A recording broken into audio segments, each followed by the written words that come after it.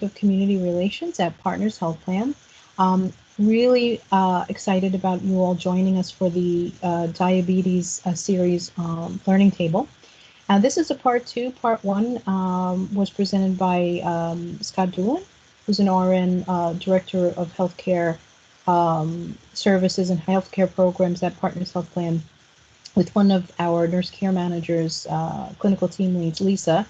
And we went through some basics about diabetes. And today's focus is really on nutrition, healthy eating, and sugar. So lots of good stuff to highlight today. So Scott is going to be helping out with any questions. I'm sorry, Nick, can you also admit anyone who's in the lobby for me? Yes, I'm admitting people. It is recording. And if you are muted and you want to unmute yourself on the phone, you press *6. Or on Teams, there's an option to click on the little microphone and you could unmute yourself. Yeah, absolutely. And just we're going to try and mute folks while the presentation is going on, just that we don't get some background noise.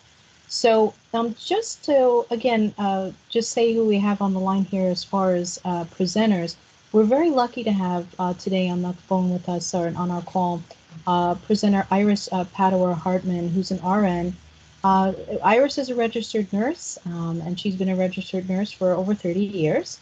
She's a CDE, which is a certified diabetes educator, and she's had extensive training experience with diabetes management, medication administration, choking prevention, helping folks to get certified with CPR, and a host of other medically related topics specific to the field of IBD and people with intellectual development disabilities. And currently, Iris is the senior nurse educator for AHRC New York City. And this puts her in a unique position, of course, to support a diverse group of folks and staff, including nurses, DSPs, and individuals. And again, she's certified through this certification board for diabetes care and education. And Iris is also a member of the AADE, which is American Association of Diabetes Educators. So I've said diabetes like 17 times there. So Iris is the person to sort of lead us through this conversation today. We're very excited to have you. And of course, for questions and support, Scott Doolin, as I said before, who's our Director of Healthcare Programs at PHP and is also an RN and has been in the field of DD for quite some time, is also with us today. So I am going to take it offline now, and Iris, hand it over to you. And if you can start to share your slide presentation, and we'll confirm that we can see that up on the screen.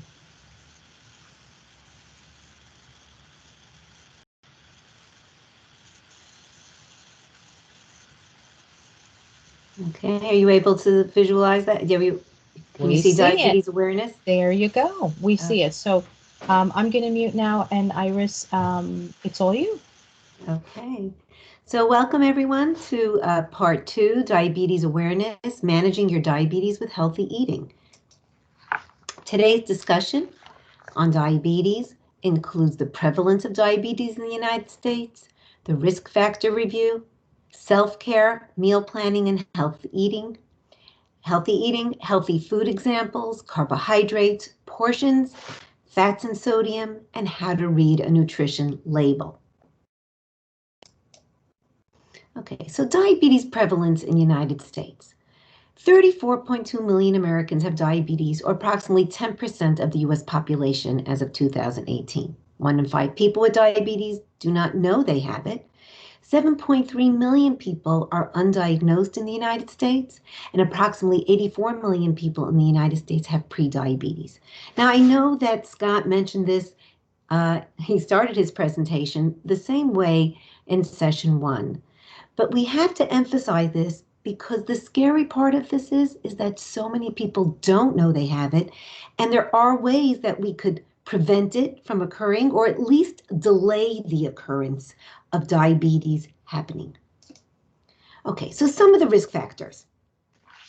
Well, if you're older than 45 years old, if you are of a certain race or ethnicity. Now, this is a scary one. Every single race is included except for Caucasians. Now, it doesn't mean that people who are Caucasian do not get diabetes. It just means that that's not one of the risk factors. But if you continue looking at this list, we'll go through it. Obesity, hypertension, abnormal lipid levels or cholesterol levels, family history of diabetes, history of gestational diabetes, which means that you've had diabetes when you were pregnant, an active lifestyle, and waist circumference. Now, so that's what I mean. It doesn't matter what ethnicity you are. If you have a couple of these risk factors, that puts you in a category where you're at risk. So now, Iris. Yes. Sorry about that, Hannah. I just wanted to remind, and I forgot to say, that if you do have a question, folks, in the meantime, since you're muted, you can also write in the chat, and we can either figure if that's a good place to stop and ask Iris the question or save it for the end. So don't forget about the chat. Sorry, Iris, go ahead. No, that's okay. Actually, I'm going to go back to the slide over here. Okay, so I talked about these risk factors. Now, we can't change all of these risk factors. Actually, we can only change a couple of them. I wish I could change the fact that my parents didn't have diabetes, but guess what? I can't. Heredity, it's there, it's in my genes. But can we change some of the other risk factors? And the answer is yes. Okay, so let's review these risk factors again and see what is modifiable. So, how about obesity? Okay, obesity, hypertension, abnormal lipid levels, which are cholesterol levels, inactive lifestyle, and waist circumference. So all of those are modifiable. And you know what? I am going to go and I'm actually going to teach you with healthy eating how those can be modified. But before I begin with that, I want you to get a picture, literally a visual of what your blood looks like when you have hyperglycemia. So hyperglycemia is too much sugar in the blood. And when you have diabetes or even pre-diabetes, you have too much sugar or at least a little bit more sugar than what's normal in your blood cells. Now, I will begin with, I'm going to unshare my screen. Hold on a second. Wait, I'm sorry. We see you, Iris. You see me. Okay, because that's not what's coming up on my screen. I don't see me at all. So that's okay. So do you, I'm not sure. Unfortunately, I'm not getting a visual of me. So I'm not sure what you're seeing. Okay. I spotlighted you on the video. Okay, so I'm not able to see myself, so let me know if it's unclear or not, okay? So, can everybody see my artery? This is a glass tube. Does everybody see this? Yes. Okay. Yes. So now, obviously, our veins and arteries aren't glass tubes, but our veins and arteries are what transport nutrients, oxygen, sugar, everything in our body, our brains, our heart, our feet for proper nerve function, our muscles. So we need energy and oxygen and nutrients to go to very vital organs, muscles, and cells in our body. Now, the way it gets transported is literally through our veins and arteries. So here's my blood, and I'm going to transport the blood throughout our veins and arteries. Now, everybody saw that was very nice, quick, and smooth. I'm hoping that you saw that. And now, that is when I have an adequate amount of sugar in my blood, or I should say a normal amount of sugar. But it looks good, Iris. I'm sorry? It's looking good. Okay. So a person with diabetes, unfortunately, may not have the proper amount of sugar in their blood because they are lacking insulin that works. So now some people actually have insulin. It's just what I call lazy insulin. Just doesn't do the job as well as it would for other people. And some people don't have insulin at all, and some people have very low amounts of insulin. But whatever the case, their insulin is not working adequately. And if they don't have insulin that's working, then ultimately we're going to have more sugar in our blood, because what does insulin do? Insulin literally takes sugar, takes sugar out of your blood and brings it to wherever it's needed. We need sugar to focus. We need sugar for energy. We need sugar for our muscles. And ultimately, what brings that energy is our blood, but the only way it gets into our cells is with insulin. So if we don't have the proper working insulin, or if our insulin is not working efficiently, unfortunately, our blood is not going to look as clear as this, and it's not going to run as smoothly. Now, look what happens if I have diabetes. So I have an excessive amount of sugar in my blood. So now I'm going to pour some corn syrup, or my excessive amount of sugar, into my tube. And ultimately, I am going to continue with my blood flow. Uh-oh. Uh-oh. I'm getting some clogged arteries here. Nothing's going down. This is a problem. This can mean a heart attack. This could mean a stroke. This could mean I won't have sensations in my feet, which can cause gangrene. It can cause kidney disease. It can cause blurred vision, all because my blood isn't flowing to where it needs to go. And I'm not even sure if you see this. It's interesting. The food color that's flowing through, it's coming in drips and drabs, and it's actually blue. It's not even red. So ultimately, it's even changing the consistency of what's going on in my blood. So this is what's so scary, that when we have diabetes, and I want you to get that visual of sticky blood, and sticky blood doesn't flow. And when it doesn't flow, that's when all the complications can happen. But we could prevent that we can prevent that sticky blood. And that's what this is all about here. We are going to prevent the sticky blood. I just have to get some of this sticky stuff out of here. And we shall continue. Okay, hold on one moment.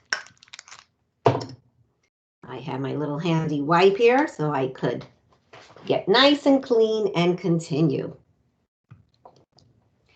Okay, back to sharing my screen.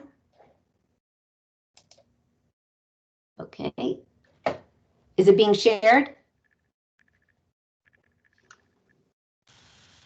It's coming up now. Yep. You're okay. On slide now 1. We're going to get to the slide. Yep. Okay. Okay, so those modifiable risk factors, as I said before, the obesity, okay, the hypertension, the abnormal lipid levels, the inactive lifestyle, and the waist circumference, all of those can be managed. Okay. Now, part of that management, we're going to call it self-care.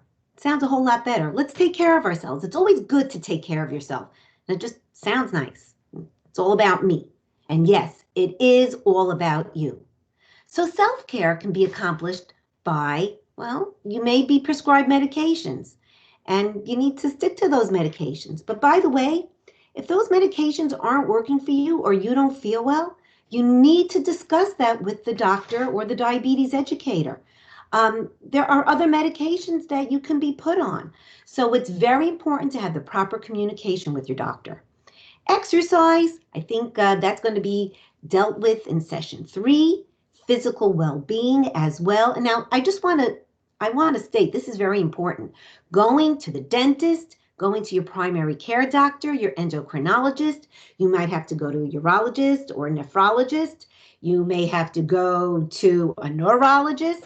But eye care, dental care, oral care, that's of utmost importance to maintain your organs and body parts working well. And the last thing that we're going to talk about is a good, balanced diet. And instead of calling it diet, though, we're going to call it meal planning. Well, why aren't we going to call it diet? Because when people hear the word diet, what do they usually say? I hate dieting. Well, meal planning is very different from dieting.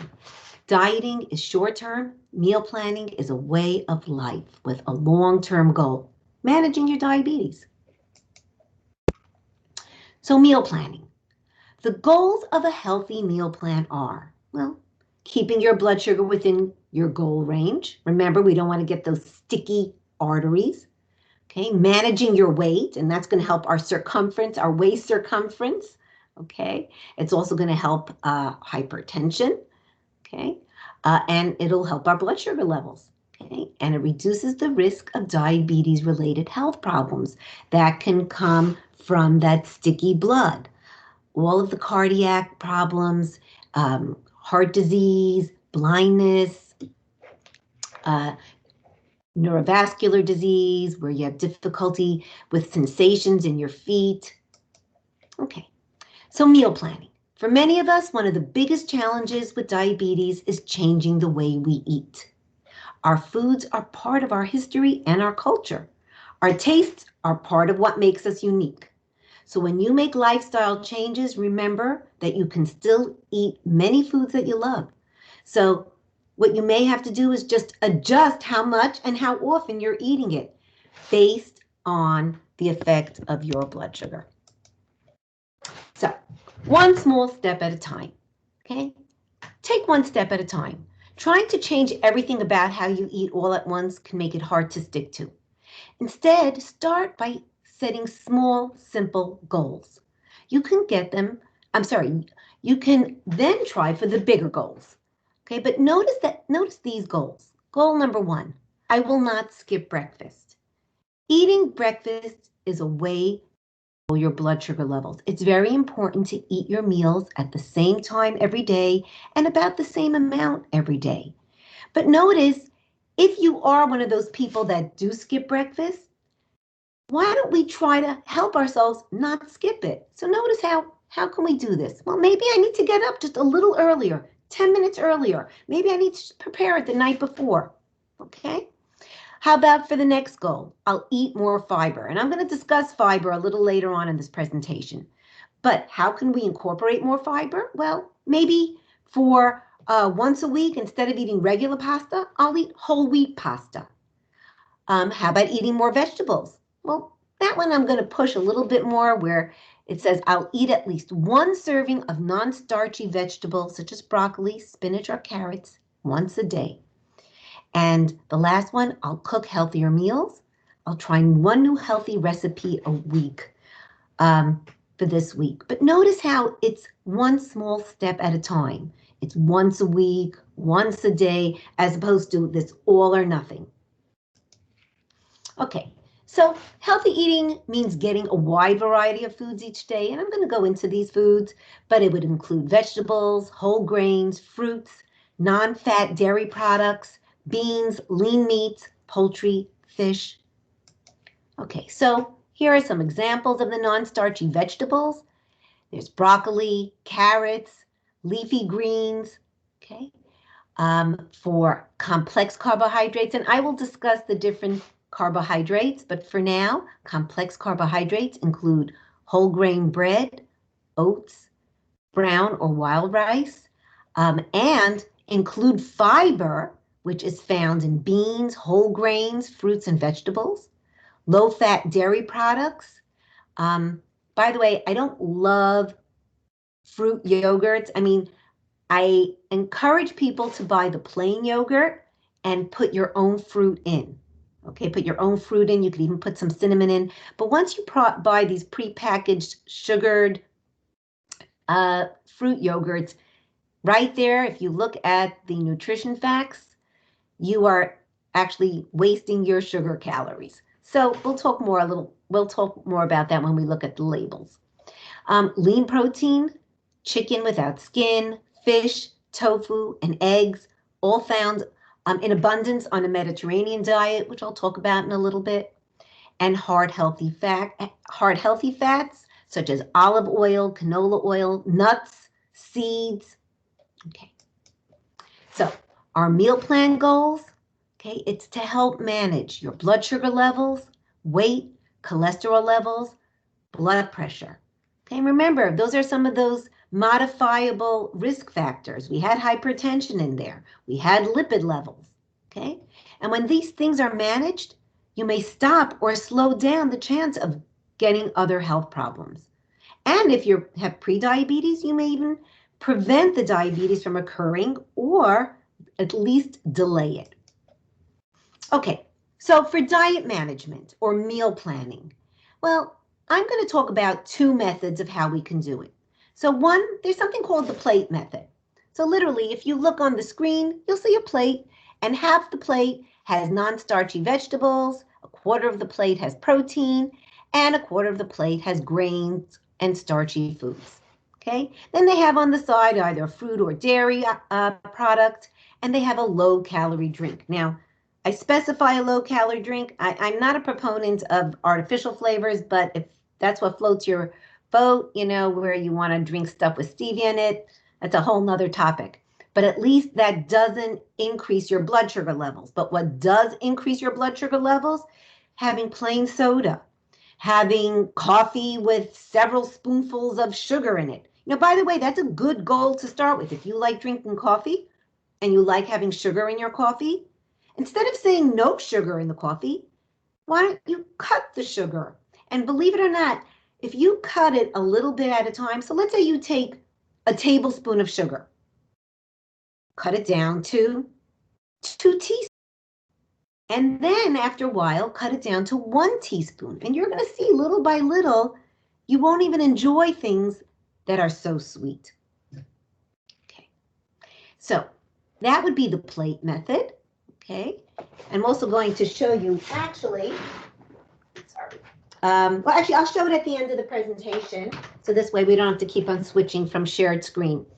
So I'll show you a plate that actually your kid, if you have children, many of them, they're going to school. Well, I don't know about now, but they were going to school as of last year. And when they were learning healthy eating, they were learning about the My Plate methods. That's what I was going to show you a little later on. Okay, so my next topic is going to be carbohydrate counting. And the way you can do that is with nutrition facts. So carb counting is the amount of carbohydrates in your meals and snacks, okay?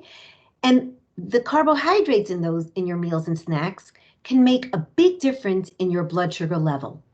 That's why it's good to be aware of how many carbs you eat. So your doctor may tell you, well, you know what, Iris? I think that you need to have, you have to cut back the carbs in your breakfast because I see your blood sugar levels right after breakfast are very high. So maybe instead of having your typical 45 grams of carbs, you may have to cut it down to 30. And this is where learning how many carbs you're eating can be helpful. And one way of finding out is literally on the nutrition facts. And for natural foods, you can actually Google it. It's pretty easy. You can put in a small apple, how many carbs, and you'll come up with an answer. But literally, carb counting could really help a person manage their blood sugar spikes and drops. So, what are carbohydrates? Carbohydrates include 3 types of carbohydrates. Okay, so there's 3 types: sugar, starch, and fiber. Okay, so each type of carbohydrate affects your blood sugar in a different way. Okay, when you look at food labels, it will say total carbohydrate. Okay, and I'm going to show you a food label in a couple of slides, but just like the one that I showed you before, it actually said 37 grams. Okay, so there is a total carbohydrate. Okay, and that includes the 3 different types: the sugar, the starch, and the fiber. So some of these slides actually have C pages this and C pages that. I'm actually going to show you a booklet, which you can actually download.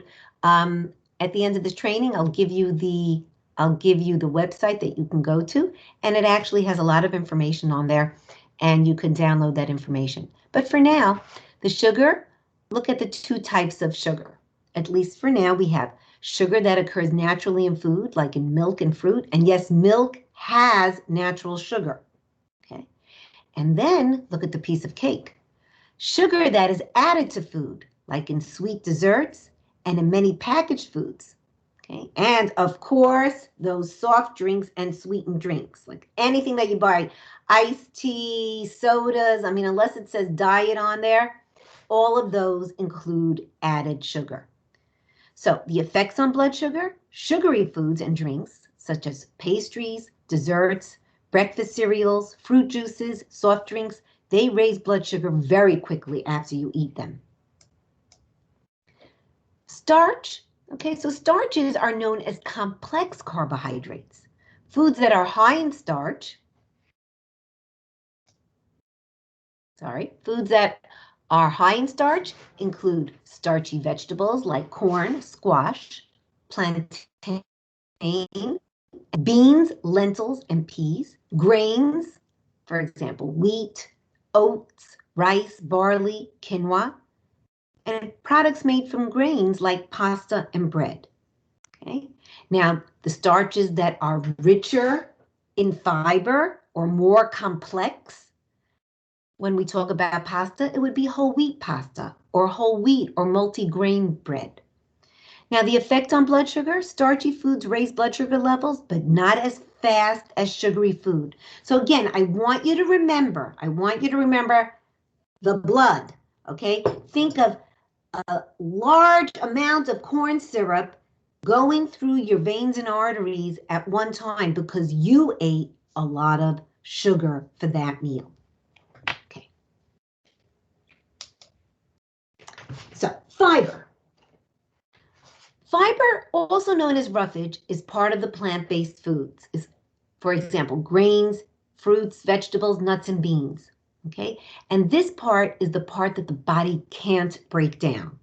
Okay, and it passes through the body undigested, which keeps your digestive system clean and healthy, easing bowel movements, so it helps with constipation, and flushing cholesterol and harmful carcinogens or cancers out of your body. So all this roughage that you eat, so if you're eating that whole grain bread and there's 4 grams of fiber in there, that fiber is actually sort of trapping fats and other things that your body doesn't need, for example, carcinogens, and it's pulling it out of your body and getting rid of it. And by the way, fibrous foods make you fuller. So you eat a meal that has lots of fiber in it, you're going to get fuller quicker. And it keeps you fuller longer. And the recommended amount of fiber per day, depending on your body weight and if you're female or male, it's anywhere from 25 to 38 grams of fiber per day. Okay, so let's learn how to read a nutrition label.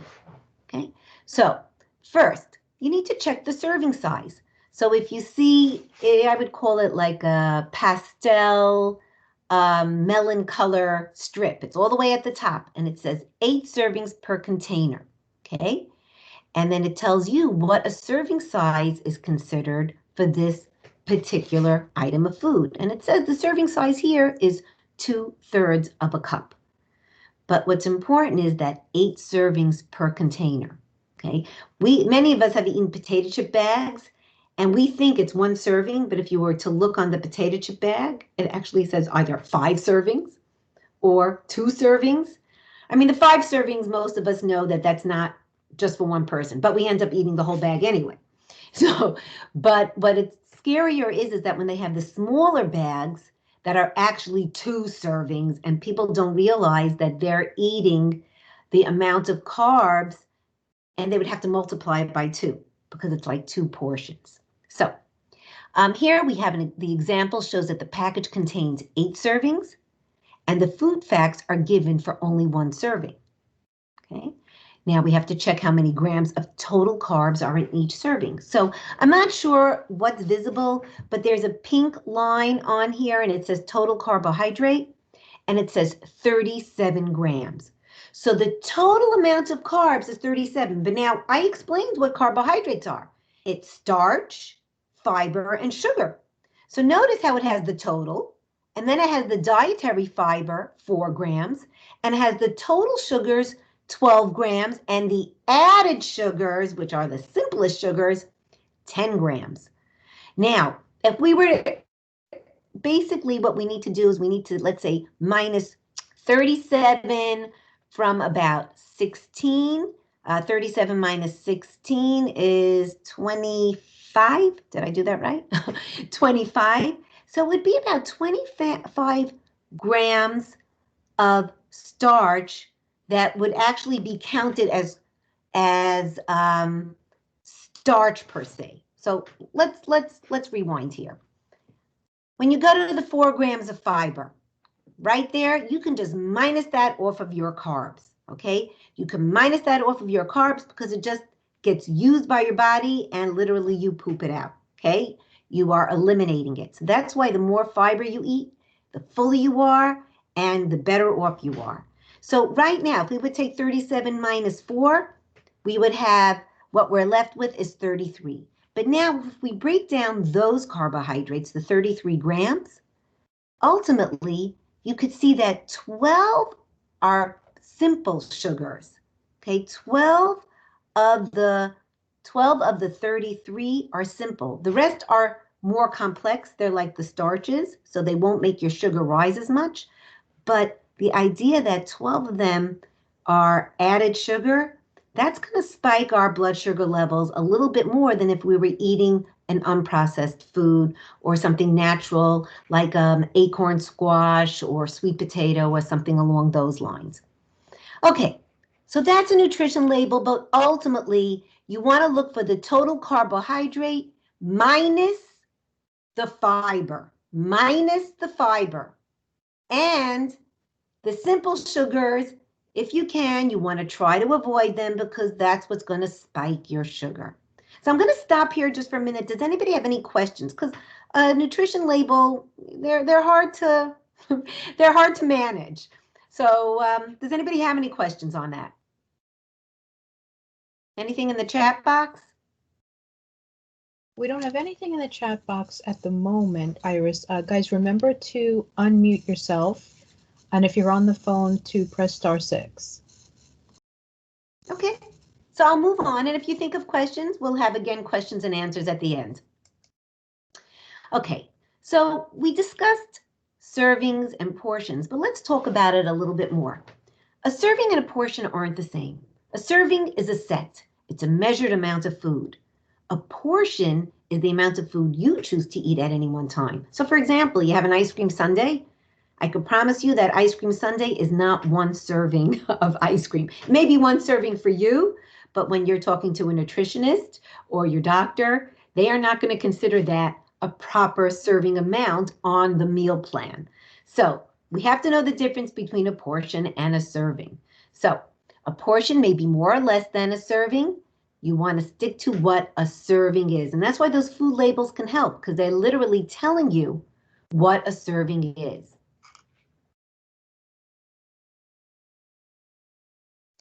I am frozen. Somebody took control. Iris. Yeah. Iris, we have a question. Okay, very good. How accurate are apps that use a scanning feature to determine the number of sugar, carbs, and protein per serving? Okay, so I'm going to say, I'd like to say very, but I have to tell you, it's interesting because if you just browse the internet, you can put in an apple and you'll get some variability. But typically speaking, there's never 100% accuracy because we never have the exact portion size. But typically, you can go by, if you have apps that help you with that, those are great. I definitely recommend those. And even if you don't, just Googling it, as I said, there'll be some variability, but they're definitely helpful ways of learning how many carbs are in typical foods. I hope that answers the question. Hi, Iris, it's Scott. I would just add to that I actually use an app for that myself. And it's a free app. You can download it. And I've actually compared the labels of some of the containers to what that app says, and it is pretty accurate. And the better apps, some of them allow you to pick, like you said, an apple. It's not going to be exact, but on this, it gives me multiple options of size. So there is better apps. So if you kind of search through them, you will find some good ones that are, I would say, pretty accurate for all different types of foods. Okay, thank you. Thank you. Okay. Any other questions? Okay. Okay, so let's look at the portion sizes of these apples. And let me tell you, I've had apples that are the bigger ones, and I've had apples that are the smaller ones. I know I'm not supposed to be promoting any food store, but it's interesting. Trader Joe, if you get like the bags of apples from them, they actually have very small apples. And I like that because at least I know, well, that's a portion. Many of the supermarkets have the very large apples. And it's important to know that when you're eating that large apple, you're probably eating about 2 servings. So notice here, okay, it's important to eat healthy foods, but eating the right amount of food matters. It's even possible to eat too much healthy food. So for example, a small 3-ounce apple, about the size of a small fist, has about 15 grams of carbs. A large apple has about 30 grams, so it's double the amount. Now, when you can't measure, you can estimate, just like what I just said over here, the size of a small fist. So notice on the right-hand side of the slide, knowing how much you eat at a meal can help you meet your blood sugar levels or your blood sugar goals. When you can't weigh or measure, you can estimate portion sizes. And how can you estimate? Well, your hand, okay, your hand is a helpful tool. Best of all, it's always there when you need it, okay? So a loose fist, okay, a loose fist is about a cup, okay? And when we talk about foods that are typical for a cup, a serving, which is a cup, it would be milk, yogurt, dry cereal, okay? Your palm, okay, your palm, the inside, is about 3 ounces. And a 3-ounce portion would include your lean proteins or your lean meats, your fish, your tofu, okay? So 3 ounces for your proteins. Your thumb, okay, is about a tablespoon. And portions that would include a tablespoon would be peanut butter or salad dressing. The tip of your thumb, about half your thumb, is about a teaspoon. So when you're cooking and you're adding in your butter or your oil, typically you should think of a teaspoon as a portion. Your open hand is about a slice of bread, okay? And your cupped hand, okay, your cupped hand is about a half a cup of rice, oatmeal, or nuts. Now, I like this slide because a lot of you may not have been around 20 years ago, but I was. And I actually remember when bagels were half the size. Look at bagels from 20 years ago and look at bagels today. Okay, I mean, honestly, I'd rather sink my teeth into the one of today, but I know, by the way, bagels are a nightmare. Bagels could actually, you have to consider bagels about 4 to 8 slices of bread, depending where you get the bagel from. On average, it's 4 to 6 slices of bread. So that's going to really increase your blood sugars. Okay. Look at the muffin. Okay. Muffins then, muffins now. And the soda. I mean, this is a doozy. You go to eat, well, as I said, many of you weren't around, but if you would have gone to a luncheonette 20 years ago and they give you a glass of soda in one of those Coke glasses, it would be about 6.5 ounces. Now, you get a 20-ounce serving. That's 3 times the amount. And the pasta, I mean, everything is mega portions. Everything is supersizing. Okay, so any questions about the portions? I'm going at the end of the slides, I'm actually going to show you. I have some fake food, and I could show you some portion sizes and on a plate. And but before that, I'd like to talk about the Mediterranean diet. So you may have heard a lot about the Mediterranean diet. And really, the focus of that is the pyramid is different, okay? Now, with the pyramid, they put at the bottom the thing that you should do most. Notice it says be physically active and enjoy meals with others, Okay, that's what you should do the most. Now, those meals, though, what should you incorporate in those meals? Well, you should be getting most of your foods from fruits, vegetables, grains, mostly whole grains, olive oil, beans, nuts, legumes, seeds, and herbs and spices to make them flavorful. Okay, so that's where we should be getting um, most of our nutrition from. And you know what? Even in the plant-based stuff, you could get protein. Beans have protein. Okay, nuts have protein. Okay, now if we move up that pyramid, the next protein item would be fish. Okay, so fish and seafood. Those are very good protein sources, and you can get a lot of healthy fats from certain fish. So fish are a way to go, but again, I wouldn't recommend having fish every day, as mercury contents could be an issue also. So everything in moderation. Chicken and poultry, eggs, cheese, and yogurt are next up on the pyramid, and meats and sweets are all the way at the top. Now, again, what your best bet would be is to discuss this with a nutritionist.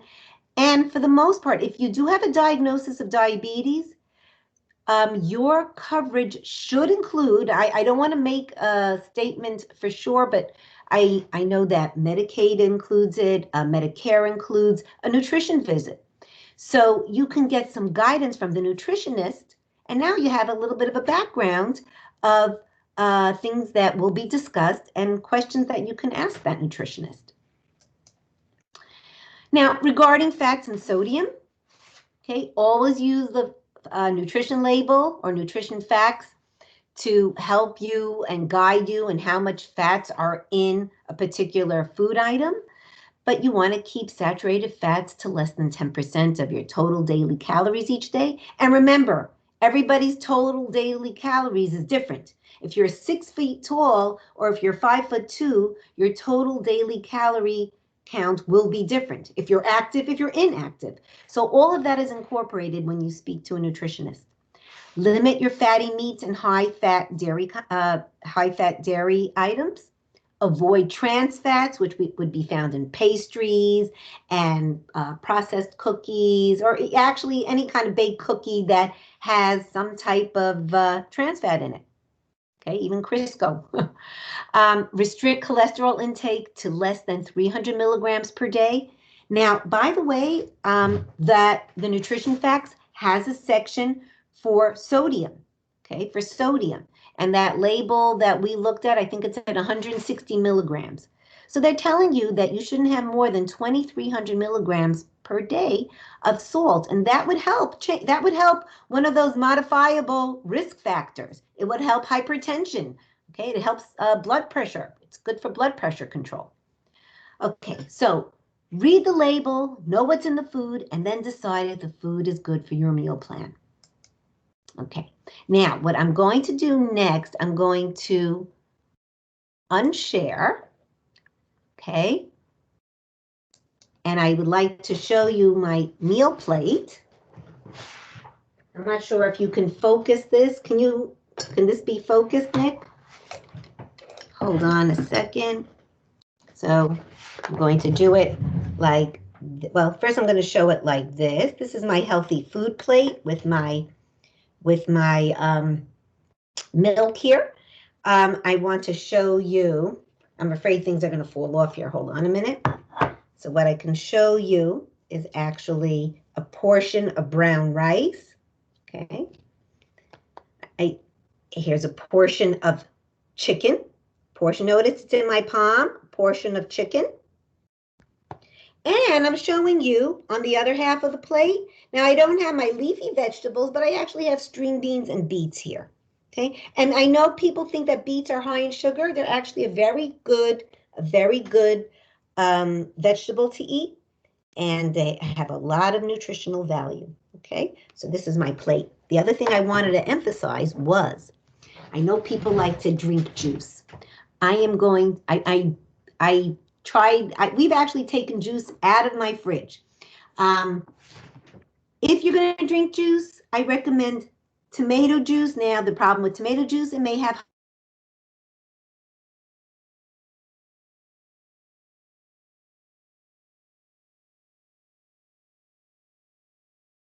Looks like she's frozen. Let's just give it 1 minute. Yeah, frozen.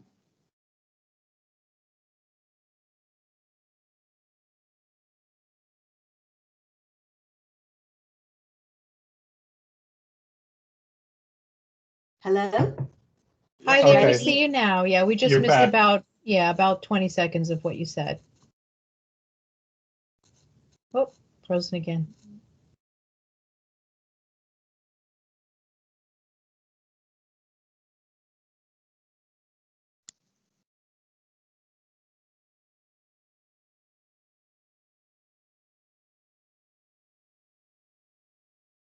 On the oranges, you can actually squeeze 4 oranges into an 8-ounce cup. So it's actually having anywhere between 2 and 4 oranges. So you're really much better off having the orange as opposed to the juice. And if you're going to have juice, keep it in a juice cup. So portion size. Okay. In general, if you're going to speak to a nutritionist, you should know that for carb counting, what they consider a serving is 15 grams. 15 grams. And 15 grams, as I said, you'd find that in a small apple. You'll find that in a half a cup of some juices, but most juices. 4 ounces will be about 15 grams. And I guess that's it. Does anybody have any? Oh, no, that's not it. I had one more thing that I wanted to show you because I wanted to share this. But I think it comes out. This is my book that I'm talking about. And actually what I wanted, I'm going to bring you to the website. So I'm going to share my screen again one more time. Okay. And I'm going to bring you to, hold on a second. I'm going to bring you to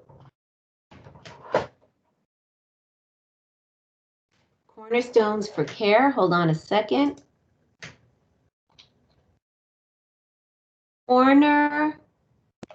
Cornerstones for Care. So literally, it's CORNERSTONES,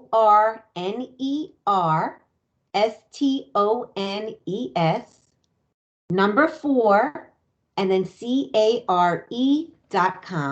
Okay. And you could click on eating. If you have type 1, they can give you suggestions if you have type 2 or if you're not sure. But let's say you had type 2. Here are some healthy recipes.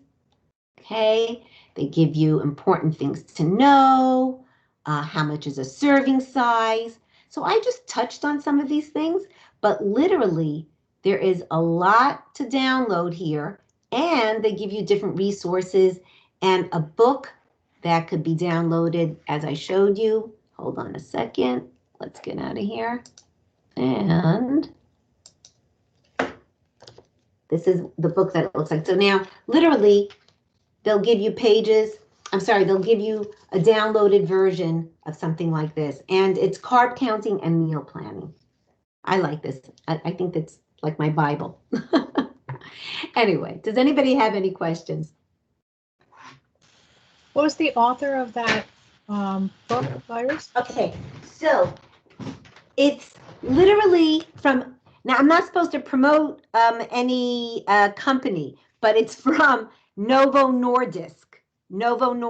So it's a pharmaceutical company, but literally if you go on Cornerstones for Care, you can get all the information. So literally you go on the website, you browse around, and it's actually pretty cool. And some of the stuff on there is specifically for healthcare providers, but if you do go to your doctor or if you have an endocrinologist, they could get you this stuff easily. But Excellent. you could Excellent. actually do it on your own too.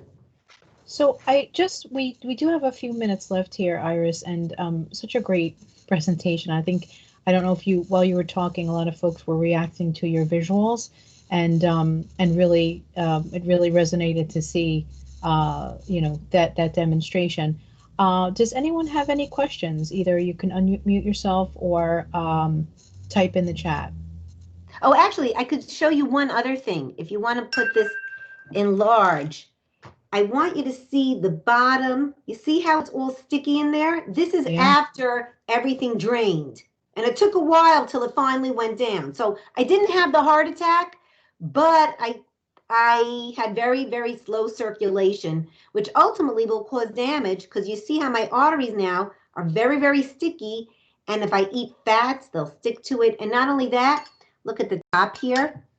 You could see how everything, oh, you don't really see it. I'm trying to find you where I have like little red dots that just stick to it right there. They stick to it. So literally, if I missed and some of the solution went to the outside of the funnel, you would have seen a lot more sticky stuff there too.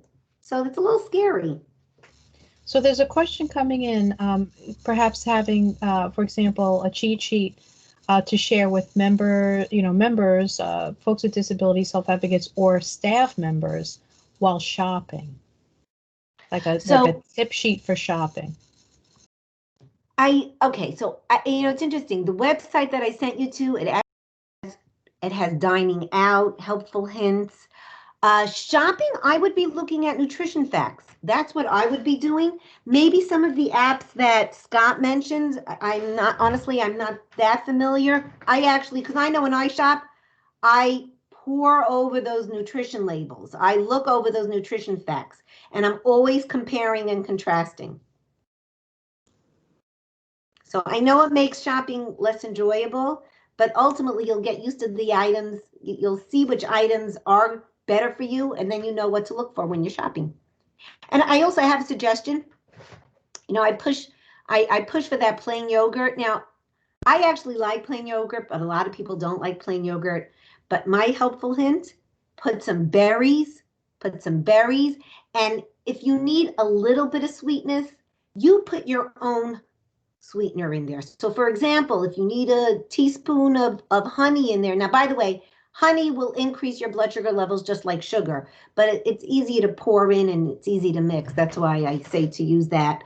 And that's certainly better than the amount of sugar that Dannon puts into their yogurt. So even if you're adding sugar, you're still going to be having less than what a process, something that's prepackaged already is selling to you or that you bought. Scott, anything to share, Scott?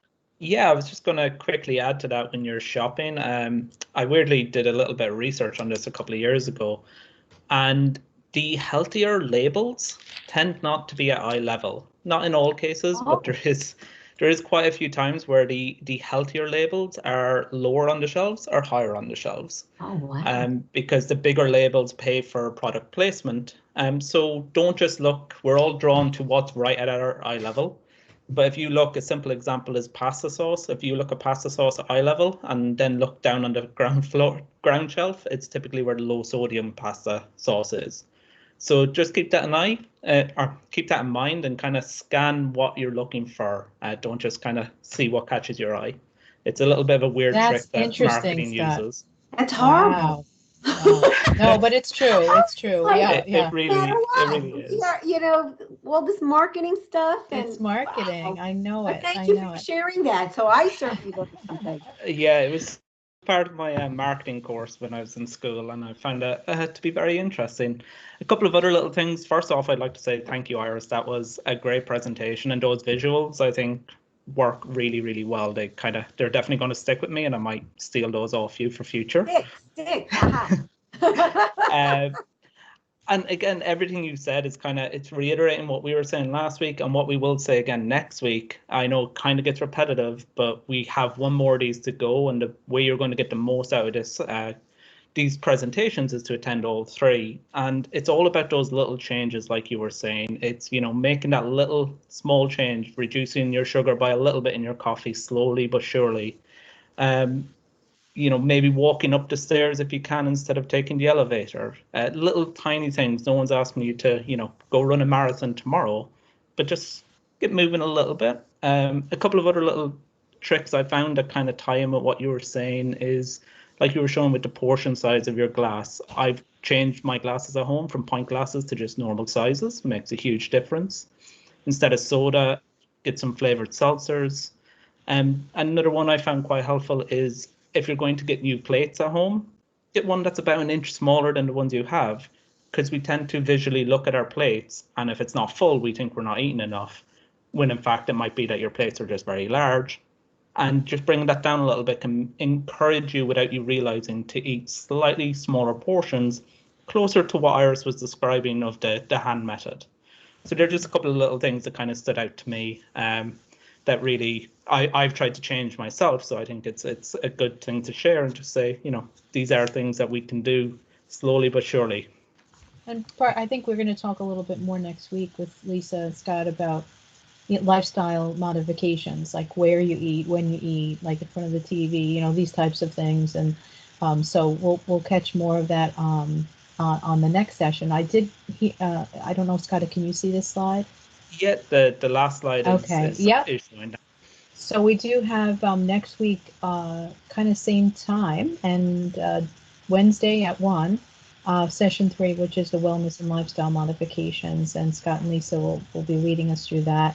And we do have one coming up, I believe, the following week, which we'll start advertising, which is about emotional wellness during the holiday season. So you all are welcome to join us for this. And Iris, I have to say that we're going to have you back at the learning table, because I'm getting text messages and the chat is blowing up that we love Iris. So I'm sure the house managers and DSPs and folks that you work with are sort of at AHRC gain a lot from your knowledge and your expertise, and thank you so much for sharing that with us. And we'll definitely have Iris back, guys. So I'll have to convince her on the side with a fruit basket, a healthy fruit basket. I will just say one thing, that in your pyramid there was a little glass of wine there, and we didn't really talk too much about that. But if for those of you who can stay on the line, I know it's 2:01, but could you talk about that? Because as far as wine and those types of things, the holidays are coming, folks are home. What are the thoughts on the sugar in beer and wine and those types of things? Okay, well, I'll just say very quickly, it's interesting how you'll read articles and they say, oh, red wine is healthy for you. Red wine's healthy. There are a lot of articles that say, guess what? It may not be so healthy for you. So it always boils down to moderation. And when you have some wine, basically they're not telling you to have 2 glasses. 1 serving is 5 ounces of wine. Beer is 12 ounces. And a shot, I think is 1.5 ounces. And that's a serving. So it's not having a bottle of wine per person at a meal. So people really do need to be aware of that. And the other thing is that alcohol will spike your blood sugar soon after, but here's the clincher, what people don't understand. It actually makes you go low up to 8 to 10 hours after.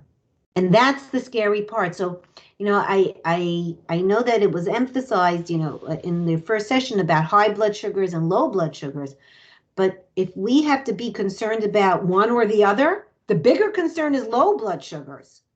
People can die quickly from low blood sugar, and drinking alcohol can give you that low blood sugar about 8 hours later. So you really have to keep that take that into consideration. Thank you so much, Iris. I know a lot of folks have to log off onto 2:00 meetings, and it's seemingly not enough time, but such great information. This recording will be up on our website by the end of the week, and we look forward to all of you joining us for our next session. And thanks again so much to Scott, and particularly Iris, for joining us today and making us healthier. We appreciate it. It was great to be here. Thanks, and Iris. Everybody should enjoy their holidays, eat healthy, and enjoy. Thanks, everyone. Appreciate everyone attending. Thank you, Iris. You're welcome.